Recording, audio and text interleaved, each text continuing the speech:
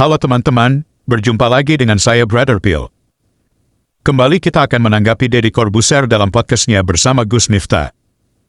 Kali ini mereka berdua diduga menyebar hoaks dan pencemaran nama baik. Kenapa demikian?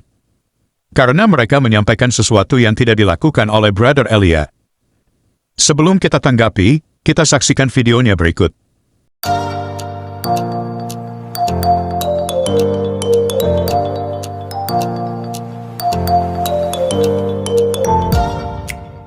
Sekarang gini Gus, gue kemarin sempat bahas masalah tentang Elia, tahu nggak sih?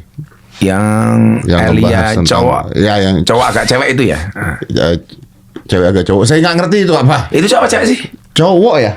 Kalau dibilang cowok kan namanya Elia. Kan kalau kita Elia kan. Apalah arti sebuah nama. Iya. Saya pikir podcast Om Deddy ini untuk orang cerdas. Tapi bukannya substansi yang dibahas, malah bicara fisik orang. Mereka pura-pura bertanya Brother Elia itu cowok atau cewek, sementara dalam video Dr. Richard, Elia sudah sampaikan hal itu. Cowok atau cewek?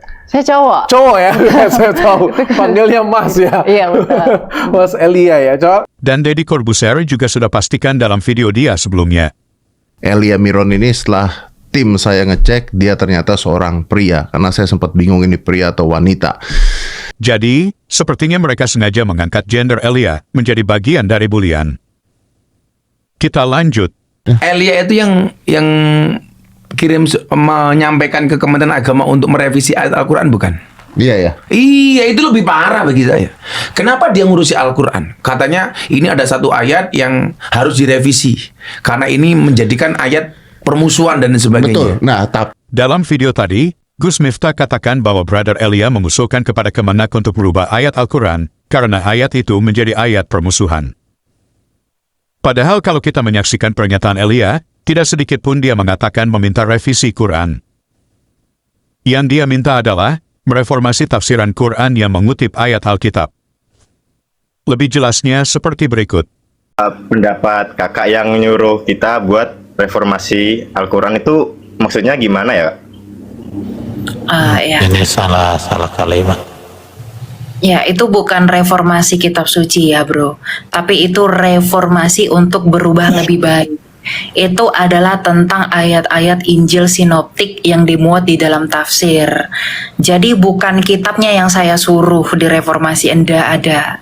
Tetapi yang direformasi itu adalah agar ayat-ayat Injil sinoptik tidak dimasukkan ke sana, agar tidak terjadi perpecahan. Karena toh juga Injil yang kalian yakini dan Injil yang kami yakini itu berbeda. Injil yang kamu yakini itu Injil yang diturunkan kepada Nabi Isa, betul? Ya. Jadi kan begini, kamu tadi mengonfirmasi bahwa Injil yang kalian yakini itu adalah Injil yang diturunkan kepada Nabi Isa. Sedangkan Injil yang kami pegang saat ini bukanlah Injil yang diturunkan kepada Isa, melainkan Injil yang dituliskan oleh para murid dan para rasul. Artinya Injil dan Taurat yang kalian jadikan sebagai rujukan harusnya mengambil dari Injil yang diturunkan kepada Nabi Isa, bukan dari Injil yang dituliskan para rasul yang kami pegang saat ini. Artinya, Injil dan Taurat yang kalian maksudkan itu bukanlah Injil dan Taurat yang kami pegang saat ini. Nah, saya menyarankan kepada Kemenak itu untuk mengharapkan kepada Kemenak agar hal-hal itu tidak dimuat di sana. Agar ketika ada orang yang membaca tafsir itu, atau mungkin ada orang tertentu, orang-orang Kristen misalnya, melihat ayat-ayat kitab suci di sana, bisa-bisa mereka tersandung malah jadi ribut dan berantem gitu. Jadi saya menyampaikan narasi, menyampaikan harapan saya kepada kementerian agar ayat-ayat Injil sinoptik itu tidak dimuat di sana. Karena Injil yang dijadikan rujukan itu adalah Injil yang diturunkan kepada Isa. Sedangkan Injil sinoptik bukanlah Injil yang diturunkan kepada Isa, melainkan Injil yang ditulis oleh para murid dan para rasul. Kita sudah dengarkan bersama bagaimana pernyataan yang sebenarnya dari Elia. Tidak ada sedikit pun dia mengatakan meminta merevisi ayat Quran. Pertanyaan kita adalah, kenapa sekelas Gus Miftah dan Om Deddy ini sembarangan menuduh orang tanpa bukti? Sepertinya bukan cuma mereka yang membuat tuduhan seperti itu. Bahkan berita online sekelas FIFA juga mengatakan hal yang sama. Dan juga diutarakan oleh beberapa TikToker bahkan Arie Untung. Berikut videonya. Ada orang Al-Quran minta direvisi. Kalian pasti tahu siapa dia, Mbak Elia. Katanya bukan mbak tapi mas. Mas Elia ini minta Al-Quran direvisi. Mas Elia, apa mbak kira Al-Quran iki skripsi sing kudu direvisi? Kan kerukunan antar umat beragama di Indonesia. Kamu ini menginginkan reformasi Al-Quran. Mbak, kamu tahu nggak sih Al-Quran itu apa? Al-Quran itu adalah firman Allah Subhanahu wa Ta'ala. Firman Allah loh, firman Tuhannya umat Islam. Dan yang lebih nggak masuk akal lagi, kamu meminta reformasi itu kepada Kementerian Agama Republik Indonesia. Belakangan kita mendengar salah satu konten yang kemudian menjadi pembicaraan, yaitu yang berujung kepada bahwa Al-Quran harus direvisi, gitu ya. Bilang Quran harus direvisi katanya. Bukan Quran yang direvisi, tafsirnya. Tafsirnya gitu ya. Elia, bener-bener lu ya minta reformasi Al-Quran, reformasi gigi lu. Lu track-tracknya toleransi lu ketika ngelihat ayat Al-Quran yang mirip dengan Injil, kenapa lu kepanasan? Minta direformasi segala. Siapa lu? Gue kasih tahu sama lu ya, nggak ada di dunia ini yang boleh mereformasi Al-Quran. Kalau ada orang itu di Indonesia, gue bakar. Kenapa mereka segampang itu mengeluarkan tuduhan? Padahal orang yang mereka tuduh tidak melakukan apa yang dituduhkan.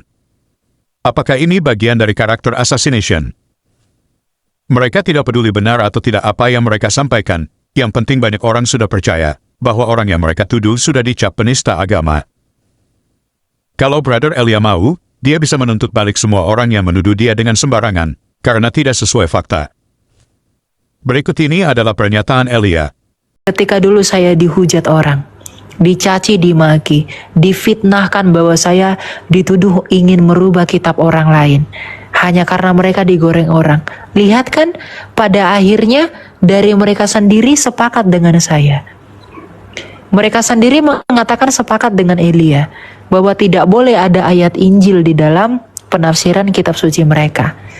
Pada akhirnya mereka mengerti maksud saya. Apakah orang yang menghujat saya itu tidak malu dengan hujatannya? Karena maksud saya baik. Saya berdiri di dalam kebenaran, maka saya tidak perlu merasa bahwa saya salah. Karena pada akhirnya mereka mengerti, dan sekarang mereka telah mengerti maksud saya. Maka saya tidak perlu melakukan pembelaan ABC bla bla bla, nggak perlu. Karena saya nggak perlu harus menyatakan diri yang seperti apa agar saya terlihat benar, nggak perlu. Itu semua akan disingkapkan. Itulah menjadi pemberita dan pewarta. Harus seperti itu. Kita sudah dengarkan bersama pernyataan Elia. Dan pernyataan Elia ini ternyata disetujui oleh mualaf dehidrasi dan polemikus lainnya. Bahwa mereka setuju dengan Elia dan mengajukan permohonan yang sama ke Kemenak RI. Elia itu kan di sebuah videonya di TikTok itu kan menuntut atau membuat atau mengirim surat terbuka kepada Kementerian Agama Republik Indonesia untuk tidak mengutip-ngutip ayat Bible di dalam tafsir Quran. Iya.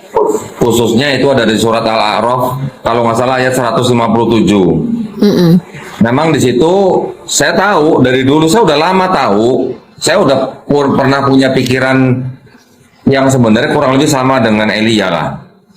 Dalam hal ini saya setuju dengan Elia. Sama. Ya, karena kita sebagai umat Islam sudah tahu dan yakin bahwa Taurat, Zabur, Injil yang disebutkan di dalam Quran itu bukan Bible-nya Yahudi, bukan Bible-nya Kristen. Jadi kenapa menafsirkan Quran menggunakan ayat-ayat mereka? Itu saya setuju. Nah, berdasarkan itu videonya Elia itu sudah saya kirim ke MUI. Ya, saya kirim ke MUI dan saya minta difasilitasi, kalau bisa saya ketemulah sama stafnya Kemenak bagian tafsir gitu. Ya. Saya pengen ngobrol gitu. Itu tanggapan dari saya ya. Pertanyaan kita adalah, apakah mualaf dehidrasi dan para polemikus lainnya ini sedang meminta Kemenak merevisi ayat Quran? Tentu saja tidak. Mereka meminta merevisi tafsir Quran yang menggunakan ayat kitab suci orang lain. Oke teman-teman, demikian tanggapan kita terhadap pernyataan Gus Miftah dan polemikus muslim lainnya. Semoga menambah informasinya.